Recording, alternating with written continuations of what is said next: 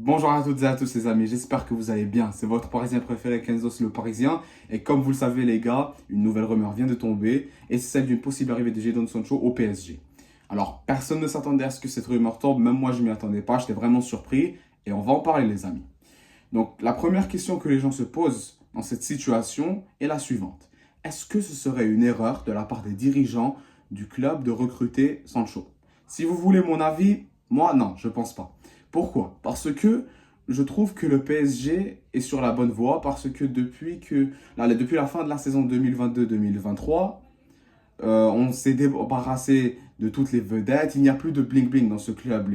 Les Messi, Neymar, Ramos, tout ça, c'est fini. Et depuis que la saison 2023-2024 a commencé, entre parenthèses, première saison avec Luis Enrique, on a remarqué qu'au PSG, le football est devenu une priorité et que le marketing et la vente de maillots est devenu secondaire. Ce qui est non seulement quelque chose de récent, mais aussi une très bonne chose au sein du club.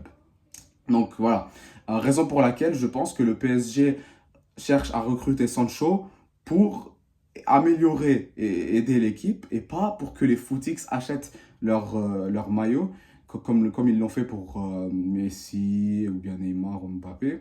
Parce que oui, les gars, on le rappelle, Sancho, c'est un type quand même assez connu footballistiquement. Donc moi, les gars, je suis vraiment partant. Je suis vraiment partant ce que l'on recrute Jadon Sancho. Pour moi, c'est un ailier de technique, de très bonne qualité. Un joueur que j'ai toujours apprécié. Et je pense que si on le recrute, il pourra vraiment nous aider. Et en plus, les gars, je ne sais pas si vous êtes au courant, mais c'est un excellent dribbleur. Pourquoi? Parce que ce qui le prouve, les gars, c'est que c'est le joueur qui a réussi le plus de dribbles contre nous en demi-finale euh, quelques mois auparavant, quand il était à Dortmund, avant de retourner à United. Et donc voilà, pour moi, voilà, c'est un excellent joueur que j'ai toujours apprécié, toujours aimé. Et même si je pense que le PSG est sur la bonne voie et que Sancho, pour moi, c'est un excellent joueur que j'aime bien, il y a quand même des doutes là-dessus. Parce que si jamais Sancho rejoint le PSG, c'est possible qu'il n'ait pas de très bonnes relations avec l'entraîneur ou bien avec ses coéquipiers. Et là, c'est les gars, si jamais cela se produira, Sancho ne sera plus le joueur qu'on avait connu quand il était à Dortmund. Et oui, les gars. Pourquoi? Parce que quand il était à Man United, les gars, Jadon Sancho a complètement perdu son niveau. Il avait de très mauvaises relations avec l'entraîneur Eric Ten Hag. Il marquait beaucoup moins de buts, avait moins de temps de jeu. La preuve, quand il était à Dortmund, saison 2018-2019, Sancho a joué 34 matchs pour 12 buts et 18 passes décisives. Saison 2019-2020, 32 matchs, 17 buts, 17 passes décisives. C'est quand même énorme. Saison 2020-2021, 26 buts, 26 matchs plutôt, 8 buts et 12 passes décisives. Donc voilà, ce sont très bonnes statistiques. Alors que lorsqu'il a rejoint Man United, il a vraiment régressé. La preuve, lors de sa première saison, il a joué 29 matchs. Dans ces 29 matchs, il a seulement marqué 3 buts et il a fait 3 passes décisives. Saison 2022-2023, il a joué 26 matchs, 6 buts, 3 passes décisives. Et lors de ces 6 derniers mois à United, avant d'être prêté à Dortmund, il a joué seulement 3 matchs. Donc, on peut donc conclure que quand Sancho il est dans un mauvais entourage, ce n'est plus le même joueur. Alors que quand il est dans un très bon entourage, il retrouve son plus haut niveau. Après, quand il a rejoint Dortmund, il a joué 14 matchs. Bon, même s'il a marqué 2 buts, il a quand même fait 3 passes décisives. Et voilà, c'est quelqu'un c'est un joueur qui peut être excellent quand il est dans un bon entourage, dans une bonne ambiance dans le vestiaire avec l'équipe. Et voilà, c'est ce dont je crains. Si jamais on recrute Sancho, c'est possible qu'il y ait de mauvaises relations avec l'entraîneur, les joueurs. Mais on ne l'espère pas, évidemment. C'est parce que si ce serait le cas, ce serait vraiment dommage pour un très bon joueur comme lui. Ce serait vraiment du gâchis, les gars, si je dois être honnête avec vous.